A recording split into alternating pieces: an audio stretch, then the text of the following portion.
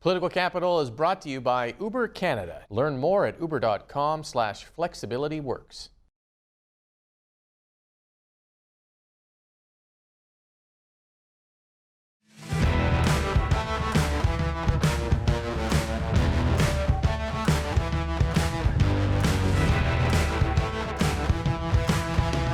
Hey everyone, and welcome to Political Capital, your source for all the latest in BC politics. I'm your host, Rob Shaw, coming to you from the CHEK News World Headquarters here in Victoria. Lots to talk about on the show this week. More Conservative candidate controversies, a move to depose leader John Rustad, and BC's supermassive black hole deficit. To break it all down, we're going to bring in the pod squad. Allie Blades and Jillian Oliver are here. Jeff Ferrier is away cruising the open ocean on the Love Boat. So Carlie Pochynok from Hill and Knowlton is joining us again. Carlie, thank you for being here. Thanks for having me. All right, topic one, the lizard people. They are everywhere. They're fed by the chemtrails in the sky and the invisible mind-controlling waves from Big Pharma. Yes, it is time for part 328 in our ongoing series of crazy BC Conservative candidates and the crazy things they say. This time, Prince George Mackenzie candidate Rachel Weber, whose bizarre social media activity was exposed this week, in which she shared videos that claim the 5G wireless network for your phones is a genocidal weapon that alters the very structure of oxygen itself, partly gives you COVID, and then later there's a long rambling post about the rapture and the Antichrist and microchips and things like that. That prompted BC United to dig out these gems and issue them to the media. Funky tinfoil hats endorsed by John Rustad. Covers up my hair, which is not so good, but I'm going to wear it for a little while. At a press conference mocking the Conservatives, leader John Rustad saying Weber is a victim of woke cancel culture. So, United capitalizing on this. Carlie, let's start there. If the radio waves in your smart meter can stop controlling your brain long enough to tell us what you think about this, what do you think? I was waiting for the powers of COVID to help me clean my house better, and it has not happened. It's still a mess. So when that happens to anybody else, please let me know. Mm-hmm. I understand. So just to take a step back for a second, I do understand the cancel culture comment. I do think that there's a lot of opinions and a lot of thoughts out there, and I do think that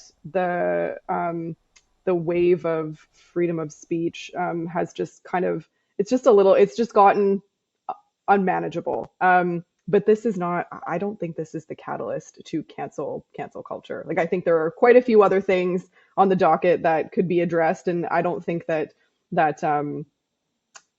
thinking about things like this is that. I think the biggest issue here would be that real deep-rooted prioritization of personal beliefs and personal opinions and thoughts over the greater good. I think that at the end of the day, we're not in people's brains. You can think and feel what you want. But if your job and what you are aspiring to be is to represent the people of British Columbia, then I think that that's how you need to represent yourself. And I think that it's helpful to see things like this, because I don't think that those types of beliefs, the 5G towers, the tinfoil hat kind of vibes, I don't think that those are new. And so I think if you were thinking those things 3 years ago, that's probably a deep-rooted personal belief.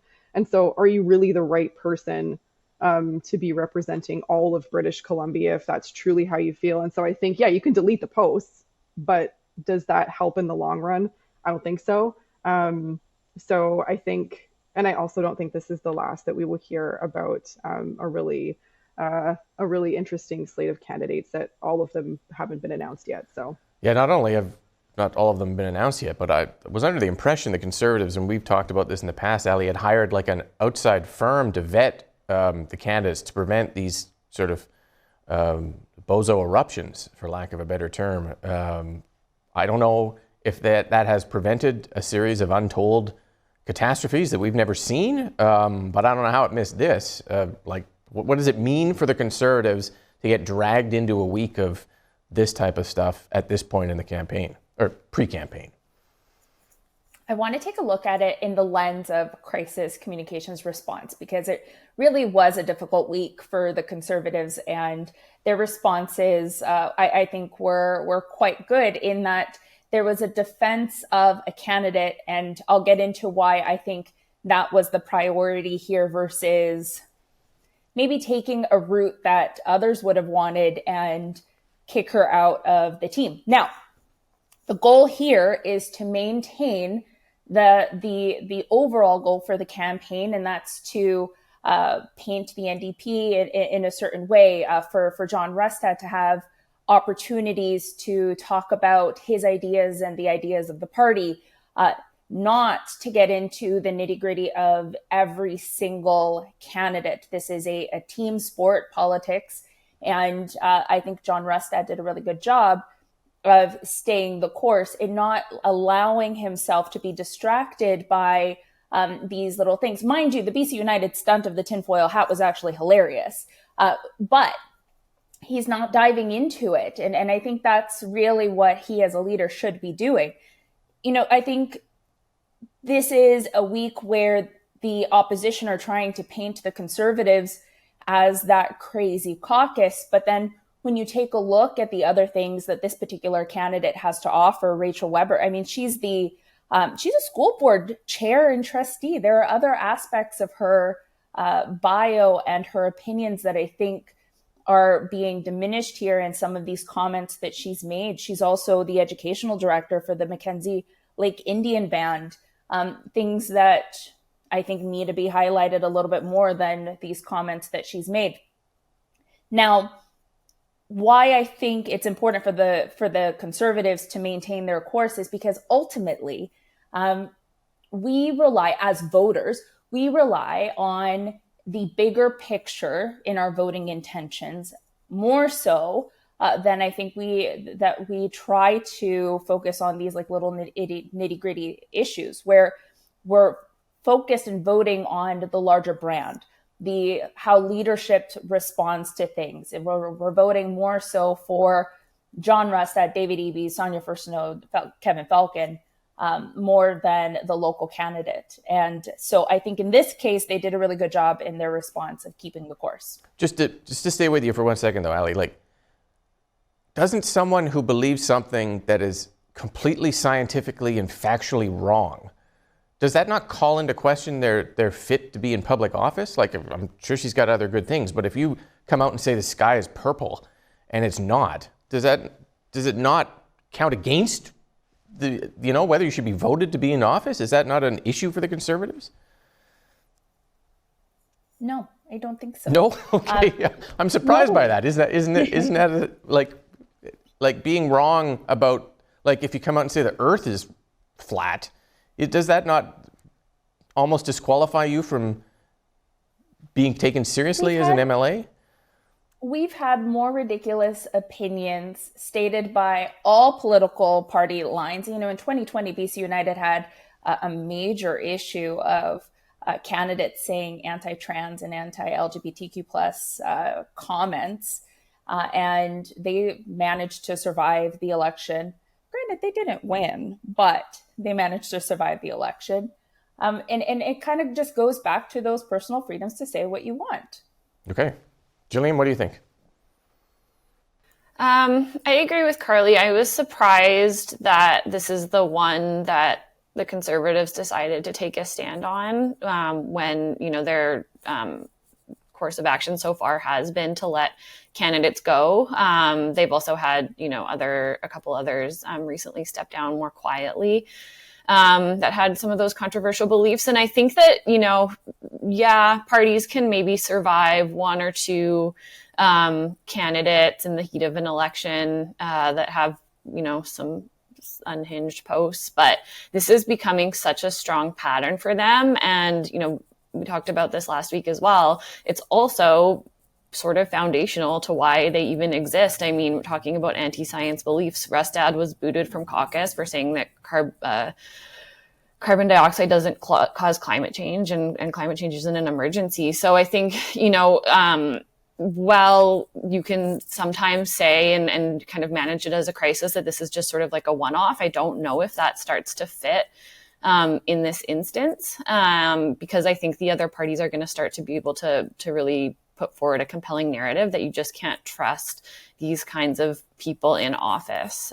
to make decisions on your behalf. And that's exactly what we saw BC United and BC NDP saying, making this an issue of broader trust, and I think that's really compelling because this is a new party. They don't have a long track record. When voters go to the ballot box at the end of the day, that's the biggest thing that's on their minds is who do we trust for the next 4 years. And I think that this is going to be a pretty compelling case against the Conservatives when people go to make that choice that's going to affect our lives for the next 4 years. I'm assuming also, like, it was BC United who put this out this week, but I'm assuming the NDP is sitting on a treasure trove of stuff that they have dug up on Conservative candidates and just waiting for the election to begin when the candidates are locked in, and we'll get another wave of past social media posts or rallies or things that people have done that you're right, Jillian, might paint a narrative, I guess, that is hard for the party to get out from underneath, but I don't know.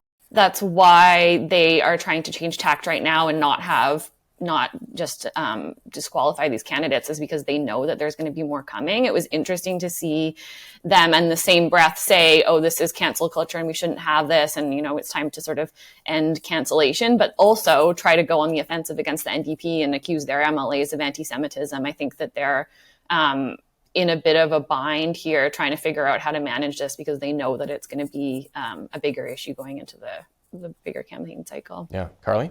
I just wanted to add really quickly, and this is in no way indicative of my personal beliefs or anything. It's just a question that I want to think about, and I think about this, and I'm sure other people do too. At the end of the day, when the rubber hits the road, like, look around. Things are not good. They're not good out there. People are struggling. The struggle parameters are getting wider and wider and capturing a bigger group of people. And I do truly wonder, and again, like, I don't think this is nothing personal, but when it comes down to it, does it matter what somebody thinks about something that we know is not true? And it doesn't matter. Like, who cares what you think about a cell phone tower? Are you going to help me buy a house? Are you going to help the opioid crisis?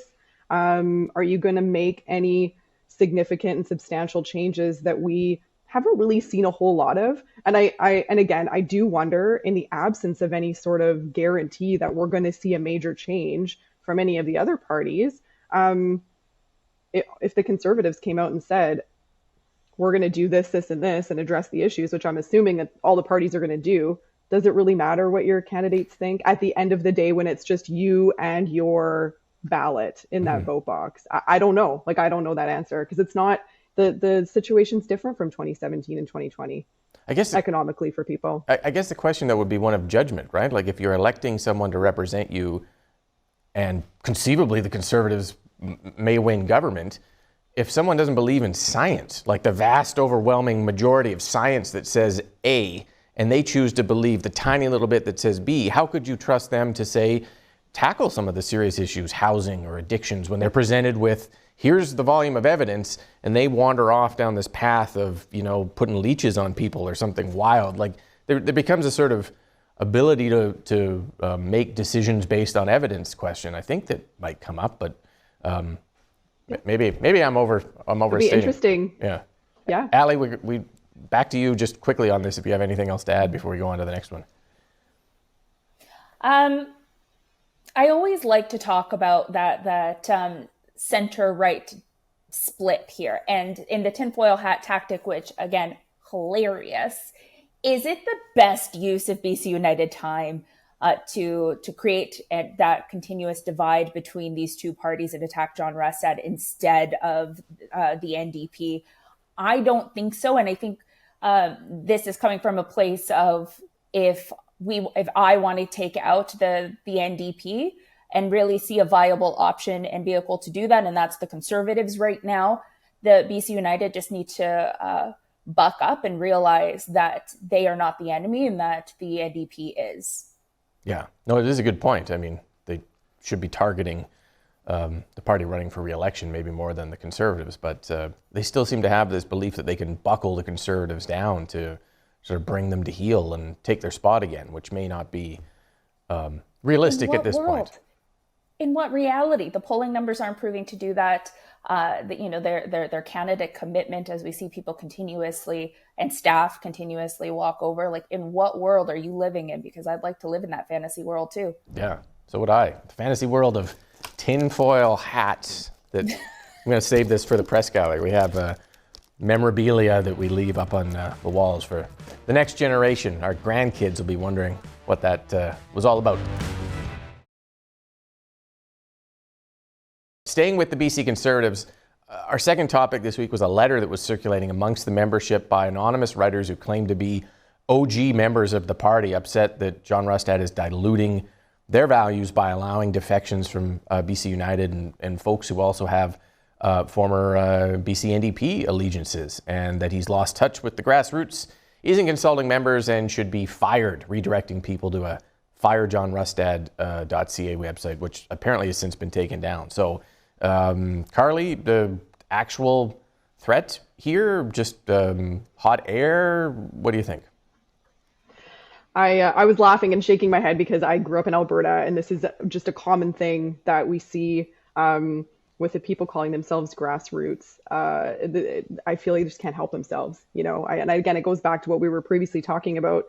Personal beliefs and opinions, are those more important and more worthy of burning it all down over winning government, which is the whole point of this, right? Like, isn't that what an incredible story the Conservatives have, coming from two members earlier this year to, in some polls, poised to form government, and then this seems like the route to go. Right. Too successful. When let's you're bring on them back this down. precipice of an incredible story, because you're grassroots. Like, I don't understand that, and I don't what does that even mean? Mm-hmm. Like, what does that even mean in terms of the word? And you hear it so much in politics, and I think you hear it quite a bit in conservative politics. And again, I grew up in Alberta. I have gotten these emails. I have been part of these party conventions where it's just like the members. But don't you want to form government so you can bring your grassroots ideals and ideologies into power? Like, isn't that the whole point of it? So why are you going to dust the guy who's getting you media, who's getting you attention, who's put you ahead in the polls? It seems bizarre, but also a very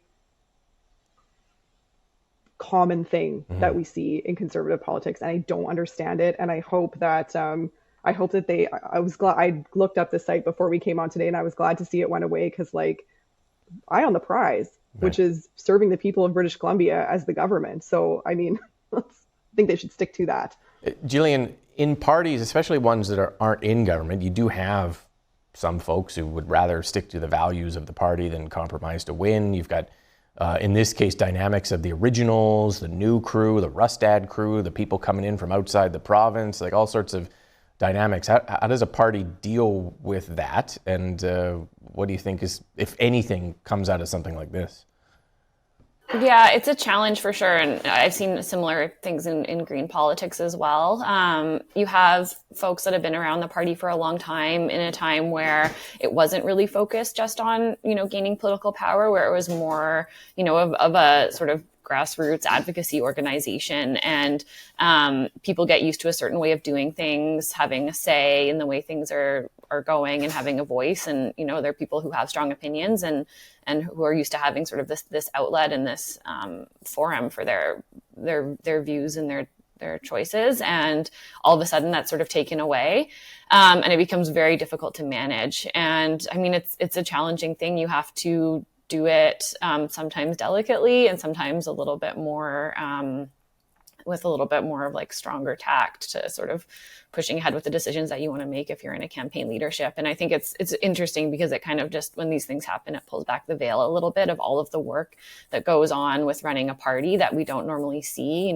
We see in elections, leaders come out and do the tours and make announcements and hire the candidates, but there's so much work that goes on behind the scenes to keeping a political party together. And I think this is, it's not surprising that we're sort of seeing these growing pains with the Conservatives having changed the type of party that they are so quickly. And for now, I think, there's enough momentum with the leadership, like Carlie was outlining, to sort of help them kind of push through and just kind of plow through towards the election. But it'll be interesting to see, I think, especially after the election, when there starts to be questions about leadership and how to make decisions going forward and how to organize things, where all of this ends up, because it's very challenging to manage for any party. Mm-hmm. Allie, I think it was Duff Patello who said, when you got more money, you got more problems. And the Conservatives have a lot of money, and now they have some infighting as well. Is any of this, do you think, real? And also, just to acknowledge John Rustad's defense, where he said he feels like this is a data breach from a third party, maybe another party itself, that is responsible for this. So it might just be all kind of smoke and mirrors as well. Exactly. I'm going to borrow that tin hat that you have and kind of put out there that I find it very suspicious that there was no spokesperson for this Fire John Rustad website. So if I'm indeed a grassroots group, wouldn't I want some sort of contact information so I can join your movement? And then wouldn't I want someone out there in the media talking about why I put up this website? And for those reasons, I'm wondering if it indeed came from within the party, or if this was a third party group externally that's trying to create some drama. We already have enough drama in BC politics. And so, the executive director of the Conservatives also kind of put this out there that, they tried to figure out who the members were within the party, and still nothing. But it is that, there's the momentum of the party. John Rustad's becoming a viable option. And so there are these tactics left, right, and center to try to bring them down. I think there's a longer conversation to be had about the values of the party, and if there's some legitimacy to some of the comments that were made within the website. Yes, but that's for a different day. Not so much this particular website. So I think maybe these people got into trouble, and that's why it's down. That's entirely possible. The only thing that sort of rang true for me, and I don't know who organized it either, is that I have heard in the past there is a kind of former board type, executive type from the party under previous leaderships that have been trying to push a leader vote on John Rustad in the past. Earlier this year, it failed. So there are tensions there from the old Conservatives, who represent a very small, or as the current Conservatives put it, the ones who managed to win the party 2% of the popular vote in the last election, and probably shouldn't be listened to at all from that point of view. But okay, great conversation. Stick around for the audio version of the podcast. Make sure you subscribe. We're going to talk a bit about the BC deficit and the massive numbers tabled by the government on that. Thank you to the panel. Carlie, thank you for filling in, and thank you for watching. We'll be back next week with all the latest in BC politics here on Political Capital. Political Capital is brought to you by Uber Canada. Learn more at uber.com/flexibilityworks.